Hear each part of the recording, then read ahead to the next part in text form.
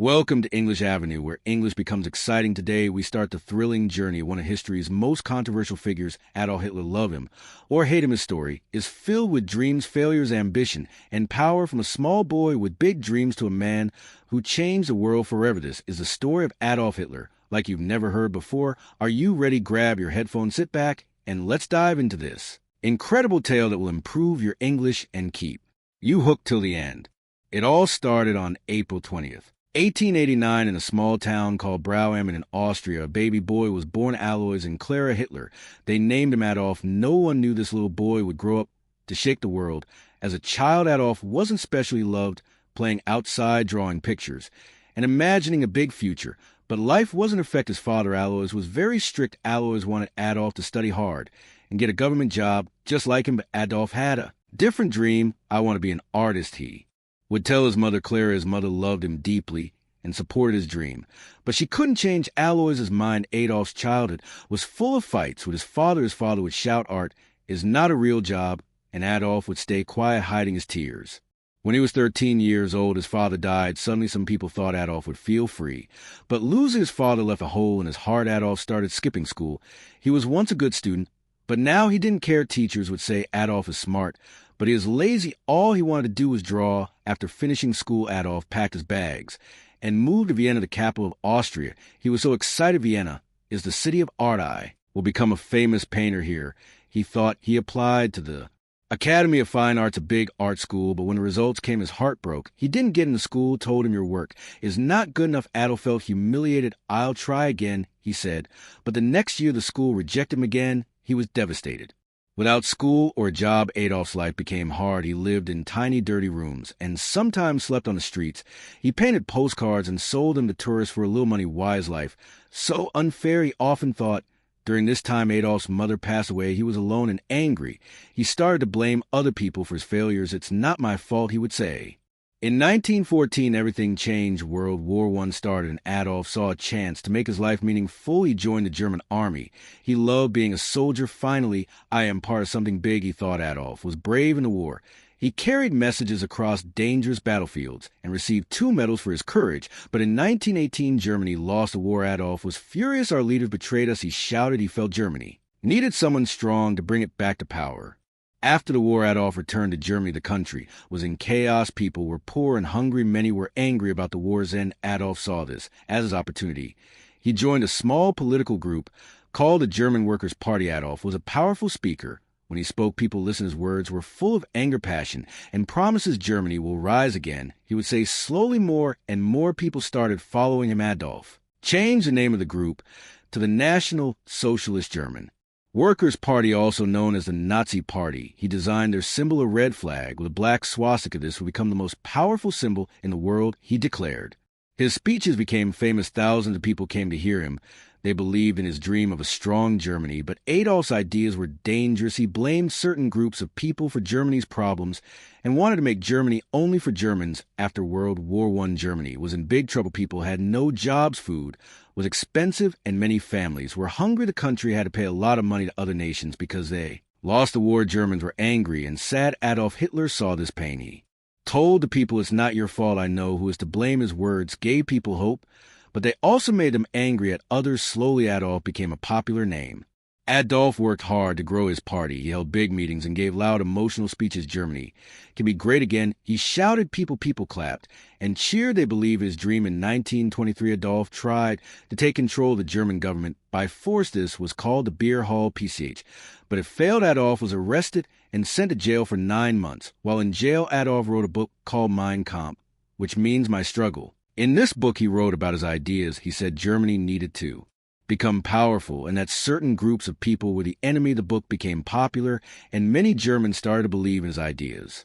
After getting out of jail, Adolf worked even harder. The Nazi Party became stronger. By 1933, Adolf Hitler was chosen as the Chancellor of Germany, the country's top leader. This was the start of a new chapter. Adolf promised jobs, a strong military, and a bright future. The people trusted him, but they didn't know what he was planning next. As Chancellor, Adolf made many changes. He built roads, factories, and schools. More people got jobs, and Germany started to look strong again. The people were happy. They said Hitler is a hero, but behind this success, Adolf had dangerous plans. He controlled newspapers, radios, and schools. People We're told you can only believe in Adolf Hitler. Those who didn't agree with him were punished or sent to prison. Adolf created a strong army called the SS and a group of young boys called the Hitler Youth they trained to fight and spread Nazi ideas everywhere in Germany. People saw the swastika flag. It became the symbol of Adolf's power.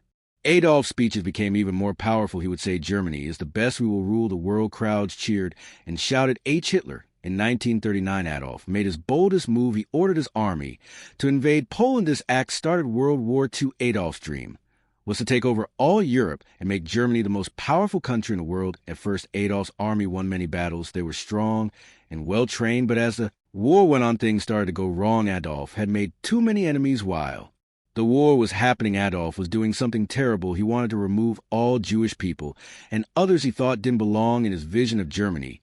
This was called the Holocaust, one of the darkest chapters in human history. Millions of innocent people were killed in camps.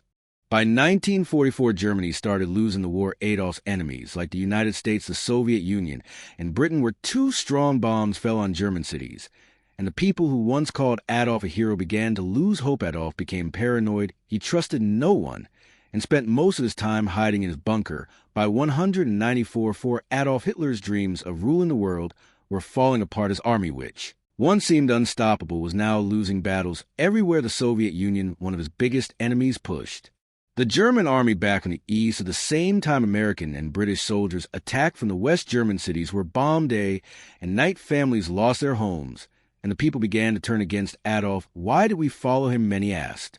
But Adolf didn't give up. He sat in his bunker giving orders to his generals. "We will not surrender," he shouted. But deep inside, even Adolf knew the war was lost. In early 1945, Adolf stayed in a bunker deep underground in Berlin. The bunker was cold and dark, but it was safe from bombs inside. Adolf spent his time planning. Though there was little hope left, he was not alone. His most loyal followers were with him, including his girlfriend Eva Braun. Eva had been by his side for many years, though Adolf kept their relationship private. She loved him even in his darkest days. Outside the bunker, the sound of gunfire grew louder. Every day the Soviet army was getting closer to Berlin. The end is near, whispered his advisors.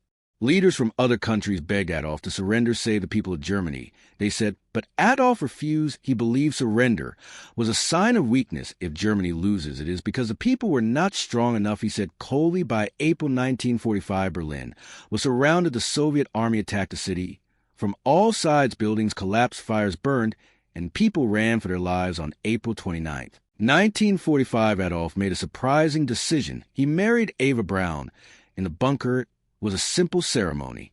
With just a few people. "You've always been by my side, Eva," Adolf said. Eva smiled, even though she knew this was not a happy moment. After the wedding, Adolf and Eva spent hours together talking about their lives and what they had done. They both knew the end was near. On April 30th, 1945, Adolf made his final decision. He called his closest followers into bunker and told them, "I will not be captured alive." Adolf believed it was better to die than to let his enemies take him. He and Eva went to a small room. Moments later, they took their own lives. Adolf was 56 years old when the Soviet soldiers reached the bunker. They found Adolf and Eva's bodies. The war in Europe ended shortly after Germany surrendered on May 8th, 1945. The people of Germany were left with nothing but ruins. Adolf's dream of making Germany powerful had instead brought destruction and sorrow. Millions of lives were lost because of his actions. After Adolf's death, the world worked to rebuild. Germany became a peaceful country. People remember the horrors of the Holocaust and World War II to ensure such events never happen again. Today, Adolf Hitler's name is a reminder of the dangers of hatred, unchecked ambition, and misuse of power. Finally, his story teaches us every decision we make shapes our future. Adolf's choices led to pain and loss, not just for him, but for millions of others. This reminds us that every action, no matter how small, matters. We must choose wisely and always think about the impact our decisions have on others and importance of compassion. And unity, hate, and division only tear people apart. The world is a much better place when we come together, respect each other, and work towards peace. Life is too short for anger and judgment. By being kind and understanding, we can create a future filled with hope, not regret. So remember, choose love over hate, humility over pride, and unity over division. These simple lessons can make our world a better place. This was the story of Adolf Hitler, a man whose life changed the world forever. It's a story of dreams, power, and the mistakes that led to tragedy. Remember, history is not just about the past. It teaches us how to build a better future. Thank you for listening, and don't forget to like, share, and subscribe to English Avenue for more exciting stories that help you learn English while exploring history. See you in the next story.